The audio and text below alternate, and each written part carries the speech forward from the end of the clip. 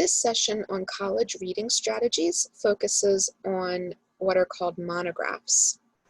Monographs, if you aren't sure, are a kind of nonfiction. They're different than textbooks because they're not necessarily written for a specific course. They may be written even for a more general audience to read.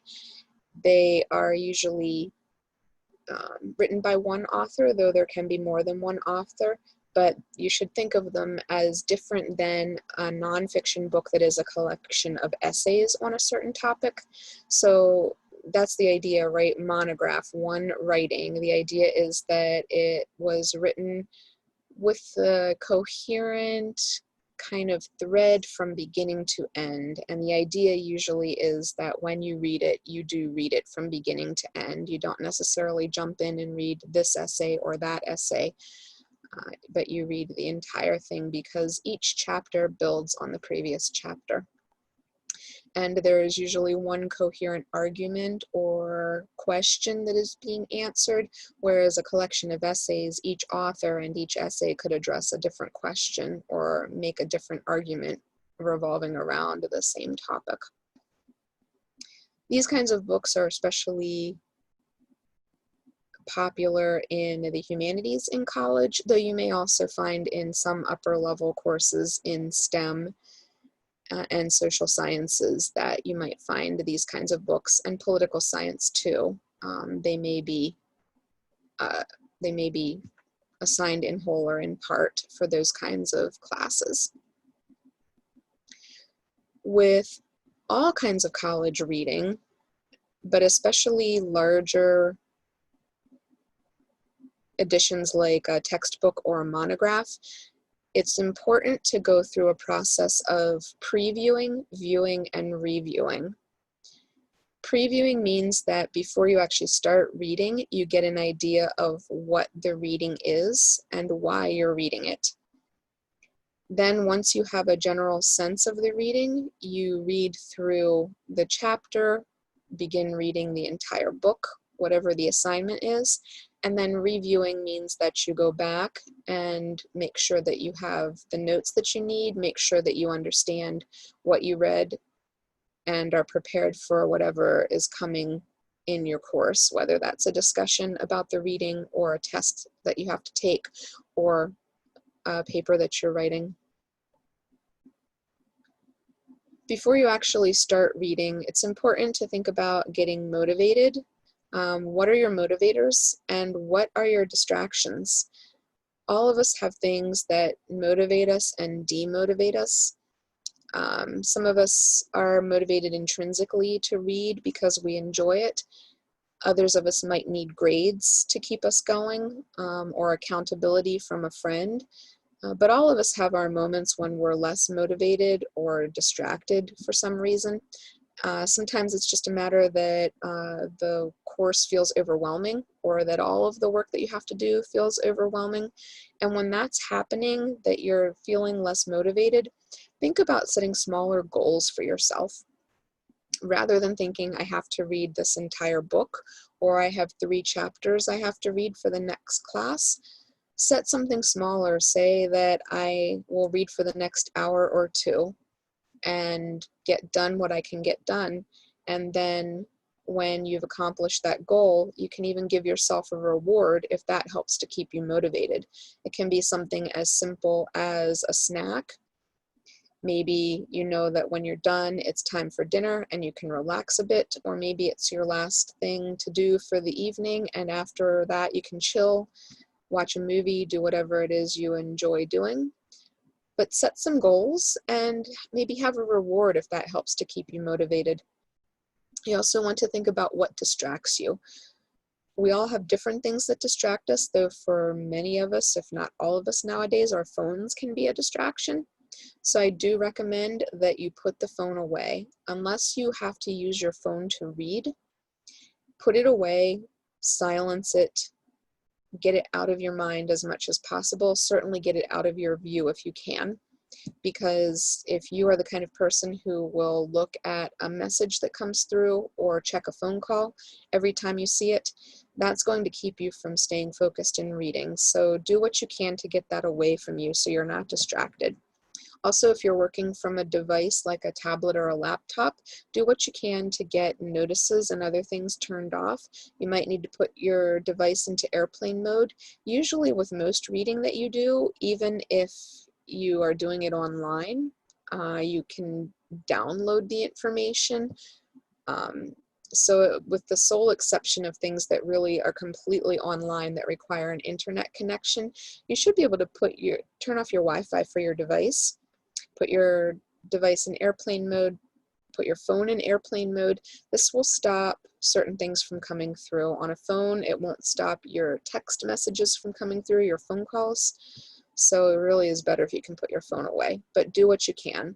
Also know about other external distractions that are in the environment, like noises, sights, and stay away from those as much as possible, using headphones if necessary. But know what distracts you and do as much as you can to get away from those distractions. So now, to get started on practicing reading monographs, you'll need to have several things with you. You'll need a print or digital monograph. You can use one that you have for a course you're working on now, or for one that you're going to be taking soon, or maybe you're taking the course and you're going to have to read this book. Or it can be for something that you've done recently. If you don't have something already, then you can access a free digital book using the instructions on the right side of this slide. Just pause the video and go through the process to get yourself an ebook. Make sure that it is a monograph. You want it to be a nonfiction book that is written with a coherent argument or question from beginning to end, not a collection of essays. And you can usually tell from a table of contents if it's a collection of essays, because every chapter will have a title and it will have an author listed with it. But monographs usually list all authors at the beginning, and then they work together throughout the book. You'll also need note-taking supplies. Those can be whatever you usually use to take notes for college. I do, however, recommend that at some point in your note-taking process, you write things down on paper. And often the best thing to do is to take your notes initially that way, because later, if you want to save them in some digital format in a Word or Google Doc, for example, you will be able to type things up and organize them, and that process can be a kind of review in itself. Whereas once you have it on a desktop app of some kind or a tablet app, you're less likely to go back and write them down. So do find your note-taking supplies, and then also if you're taking this for a course, any other relevant materials like a syllabus or a Moodle or Blackboard site that will help you to know what the topics are that are being addressed, and that can help you to think about what kinds of assignments you're working for.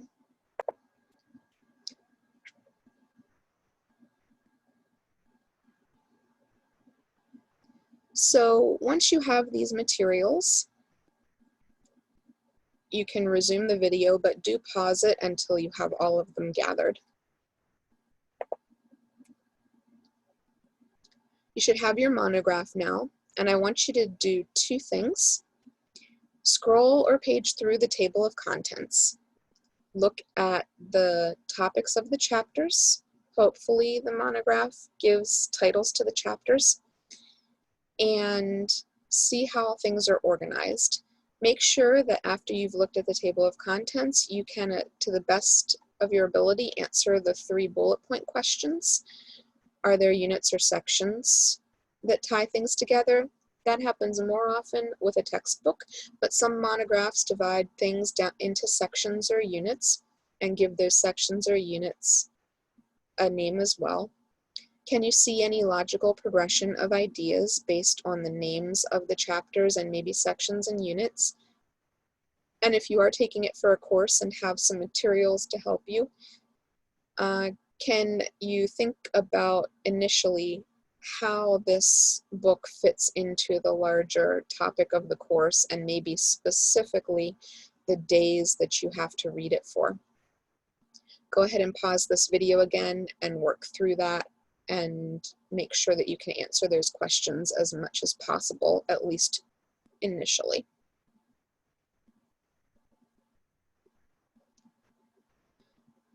The reason I recommend that you do this is because for every chapter you read, it's important to know where it fits into the scheme of the book.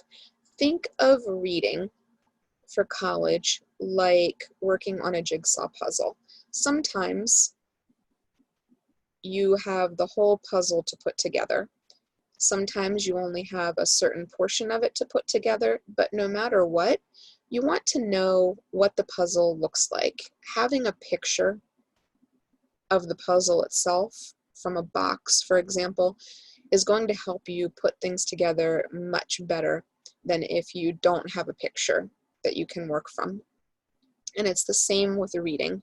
The more you know about the bigger picture, the easier it is to see where the pieces fit into the grand scheme of things, both the picture of the course itself and the picture of the book.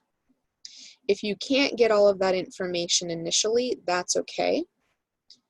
But by the time you are done with the reading assignment, you should be able to answer that question of why is this piece of reading important? If you can't answer it and you're still confused, then it might be a good idea to talk to the professor or to someone in the class. Professors are open to answering questions, and this is especially important if you're preparing for a class where you're going to have a quiz. Some professors will quiz you on your reading to make sure that you're reading and to keep you accountable. It's also especially important if you have a piece of writing that you have to submit.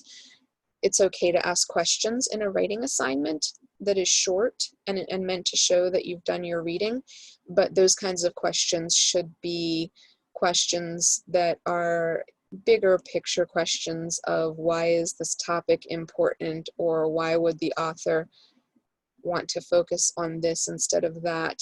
If the details are lost to you, you want to make sure that you've talked to somebody before you get that graded assignment taken care of. I have the table of contents on the right here from one of the books from Open Access. It should have been actually the first option probably that came up if you took a book from Open Access among the popular books that are available. It's called How the World Changed Social Media. And I have it here as an example because I think it's helpful to see that this book is divided according to the table of contents into two parts. There's an introductory section, and then they have a section on what they call the 10 key topics. So already we know that there's quite a bit of introductory material, and we know that there are going to be 10 key topics that the book addresses. So if, for example, you only have to take a look at chapter 6 for your course, Work and Commerce, that will help you to know that work and commerce is one of 10 key topics related to social media. And you can think about how that fits into the course itself. And we'll talk a little bit more about how you can fit it into the scheme of the book. The next thing I want you to do is to go to the introductory material. The introductory material is another place that can help you to put the bigger picture together, to help you know what the puzzle looks like as a whole before you start to read the pieces.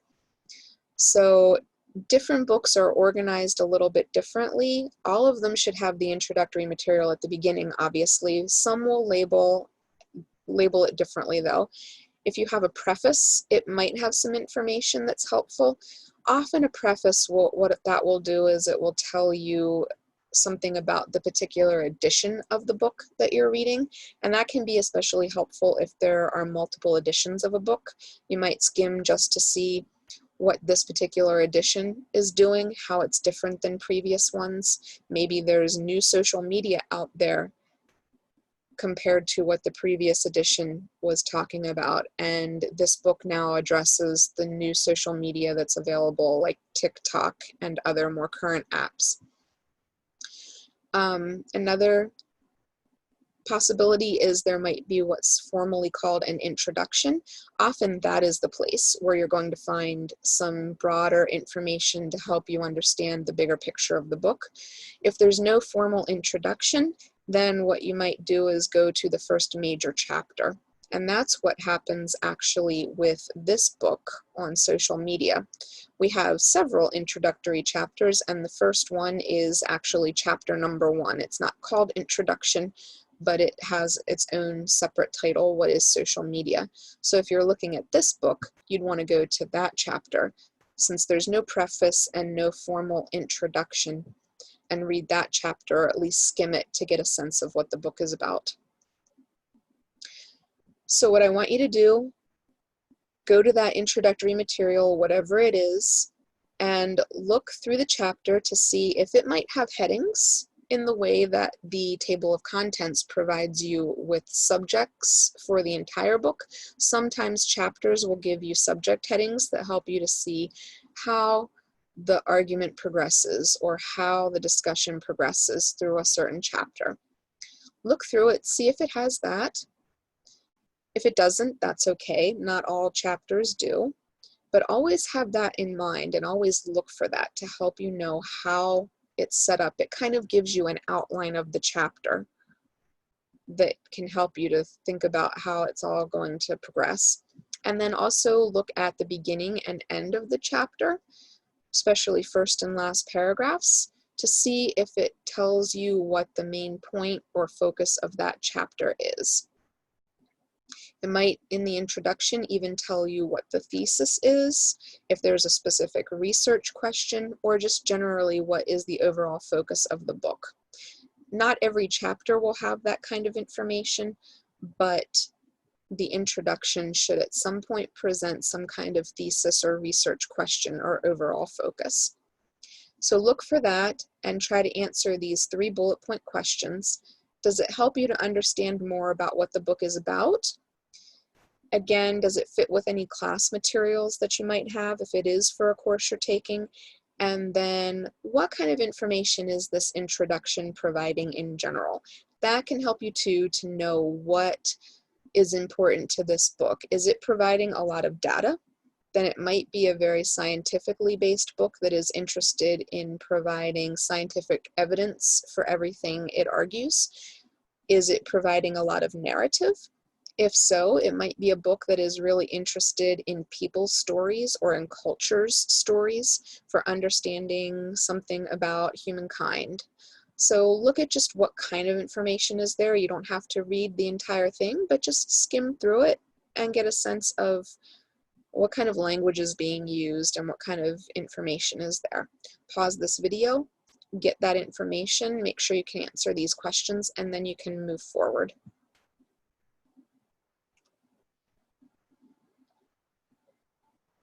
All of this is important to get into a habit of doing when you are reading either whole monographs for courses, or even if you just have a chapter or 2 that you have to read from a certain book. You want to get a sense of the overall purpose of the book and how it's set up, and get a sense of what is going on in the course when you are reading the book in order to know how each of the details in the chapters that you're reading fit into what you're doing. So now you understand the general setup of most books in English that are nonfiction. This is how they're set up, right? And you know where to go to get the information that you need. Get into the habit of going there and looking for that information and asking, what is this book about and how is it set up, before you actually start to read. I give you some pieces of the end of the first chapter from How the World Changed Social Media. If you pause and read through these pieces, it's the last bit of the 3rd to last paragraph. most of the second to last paragraph and the beginning of the final paragraph. Pause and read through this and think about what information this particular end of the chapter provides for you if you were reading this book and trying to understand what it was about. So what I see in these few paragraphs is, first of all, this sentence at the top says the unique character of this book is that it is almost entirely comparative. What does that tell us? That tells us how the book is setting up the way it presents the information. It's doing it through a comparison and contrast. So we know that we should be looking for that throughout the book for each of the key topics that it addresses.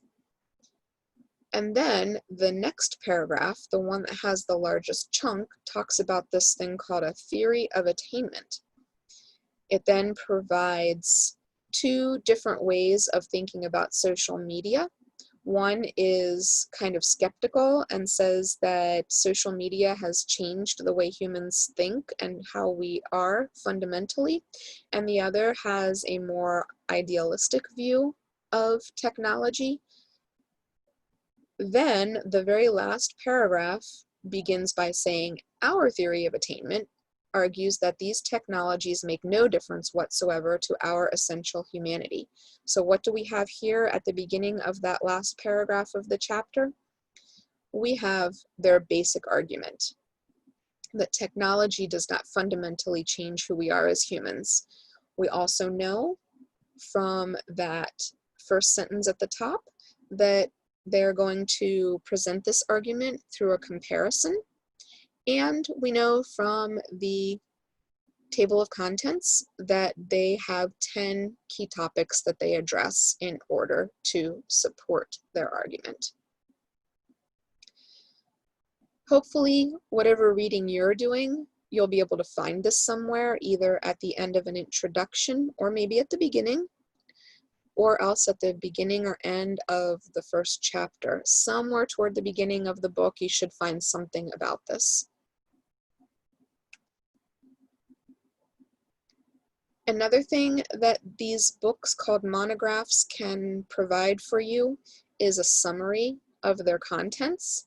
And in fact, with this book about social media, they have at the very beginning, before even the introductory material, a section called Summary of Contents. If you look through this, you're going to find that it summarizes the chapters and the content of the chapters.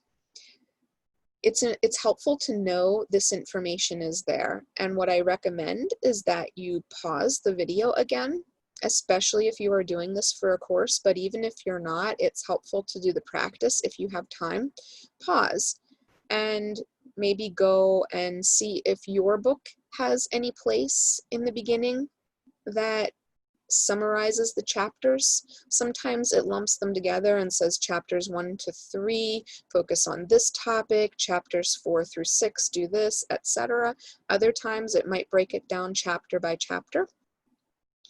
This can be really helpful, especially if you only have to read a certain portion of a book. You can go and read the summary of it or see what chapters 4 through 6 are doing and know how chapter 5 that you have to read fits within the larger context of the book. Know that this might be there in your books and get in the habit of looking for it. It's not always going to be there, but a lot of monographs provide this kind of information. So go looking for it because it can be a really handy tool.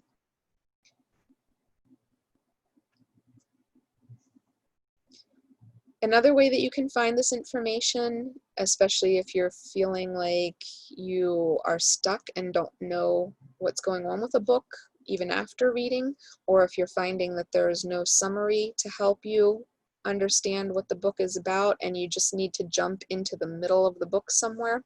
Book reviews can also be nice short summaries that provide what's considered a synopsis of the book itself. Those are usually the shorter part of a book review, and the larger part is an analysis of how well the book is written. But these can be helpful for finding that information. Just be careful about where you're getting the information. Sources that go through a review process, such as publishers' reviews, reviews from well-known newspapers and magazines, these kinds of places are going to provide reviews that you know are reliable. Of course, they're going to be biased because it's a person's opinion, but someone has checked to make sure that they're not saying things that are just completely inaccurate about the book or about its authors. You can often find this information by Googling it, and if you know that the sources are reliable when you Google, then go ahead and use them. Just make sure if you're writing something and you take any ideas from them that you cite them, because that's plagiarism if you don't. The library's website can also help you to find these, and your librarians can help you as well if you're not sure how to do that. Anything you find on the library site is probably a reliable book review. It's when you get things from the internet and they are from sources that aren't known to you that you need to be careful. People's personal sites or blogs, or from news sources that you aren't sure about or that come from an alternative perspective.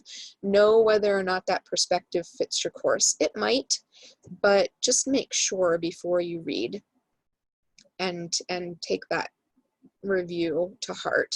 It may be that that review is focusing on something that is not helpful for you at all, or it might be presenting a perspective that just does not fit at all for the course that you're working on. So think about these things, but book reviews are another option should you need more information about the book and how its argument is set up, and a synopsis of it. So we've talked about ways that you can get started on reading. I think that it's helpful to do this for every chapter you read. Sometimes, if you're going to read an entire book from beginning to end, you can, once you get past the introductory material, start reading and just know that as you read each chapter, when you're done with it, you stop and make sure you take notes. Don't read the entire book before you stop and take some notes. At the end of every chapter, do that, even if you don't read beginning and end material for every chapter. And you definitely want to go through this process if your assignment has you reading only 1 or 2 chapters in a book, and especially if those chapters are not at the very beginning of the book. Use that introductory material to help you understand what the book is about before you read somewhere in the middle of that book one particular piece of the overall argument.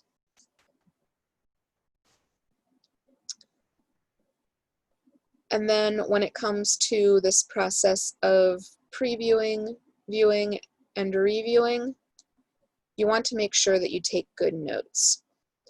These notes should be geared toward whatever you're doing in your course. So think about what it is you are preparing for when you read this book and take your notes accordingly. If this is a discussion-based course, or if the book itself is going to be leading to some discussions, then it's good to have some questions to ask. It's fine to ask clarification questions. It's probably good to also ask some questions that are bigger picture questions, like why would this be the case in general? You also want to find the main ideas and be sure you can say what they are, as well as probably what some examples are that are used to support the main ideas. Possibly even then to begin to analyze it the way a book review would do, and to say if those examples are helpful, unclear, good or bad examples, whether the main ideas are presented in a coherent manner, or whether they even fit into the larger picture of the argument. Maybe there's something that you would have liked for them to discuss that they just neglected completely. These are all things to bring to a discussion about a book. Now, if you're taking a test, you need to think about what kind of test you're preparing for. If it's a test that is multiple choice and short answer, you'll probably want information about names, dates, maybe some data, some vocabulary, and its definitions. But if you have some essay questions as a possibility as well, then probably thinking about those kinds of discussion-based preparations would be good. What are the ideas, concepts, and arguments that the author presents, and what are some examples that are used to support what the author is saying?